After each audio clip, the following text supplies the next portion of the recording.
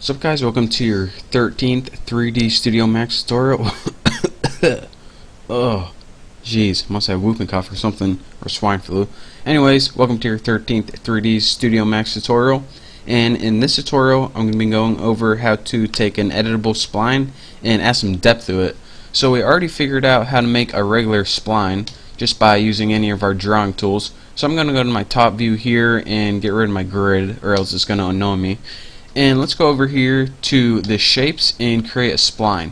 So I'm going to go ahead and make just a little shape like this, curve it, and keep one right there.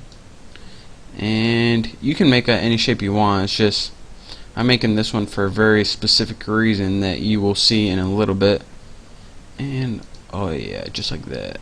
And not bad. Close that spline. So now I have this spline right here, and I'm going to go ahead and select it, and I'm going to go ahead and right click this and convert it to an editable spline, but I can't do that with my screen recorder on, or it'll mess up. So you do that and I'll see you in a second.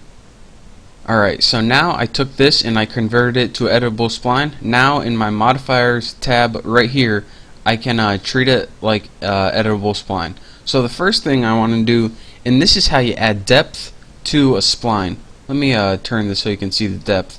What you need to do is select it, and then you need to go down to your extrude modifier, if I can find it. It's probably above the F's.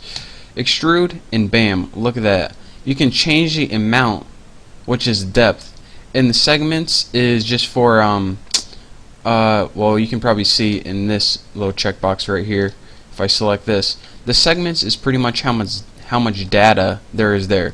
So I'm going to leave it with like only a few like that, since we're not going to be really working with it anyways. And again, anytime you want to add depth, you need to go to your modifiers list and extrude, and that's how you can turn something that was 2D into 3D, and by changing the amount changes the depth of it pretty much. So now let me go ahead and select this and get rid of my extrude, and probably didn't want to do that, just want to get rid of my extrude modifier. So what I'm going to do now is add something called a lathe to this.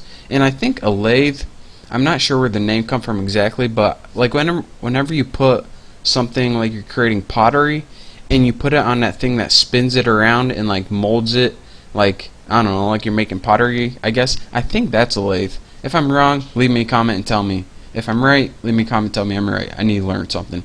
But anyways, that's what pretty much does to this, so that's why I'm guessing. So in order to do this, make a lathe, and what that does is also take this 2D spline and make it 3D. We need to select it, and for the modifier, you can probably guess what this is, lathe. And I might even be saying it wrong. So now we have different options right here. This is the center of it, this is the min, which I wanted, that's why I created it, and this is the max. Each one spins it a different way and gives you a different portion. So what that did is pretty much took that spline and spun it around until it made a 3D shape. So that's why I picked that, since I made a nice little glass right here. So if you're wondering why the F did I make that weird shape, that's why I wanted to show it to you guys.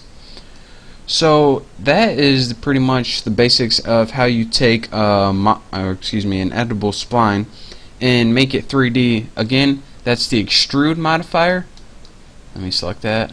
Extrude modifier. And that would be face extrude, or lathe right there. So those are two different ways depending on what you want to do to make it 3D. So in the next tutorial we're going to be going over editable polygons, and that is the advanced way that you edit 3D shapes. So I just wanted to give you guys a quick tutorial on how to work with 2D and convert them to 3D. So thank you guys for watching. The next couple tutorials, probably the next 3 tutorials, are probably going to be the most important in this whole entire series, so make sure to check them out. But again, thank you, don't forget to subscribe, and I'll see you next time.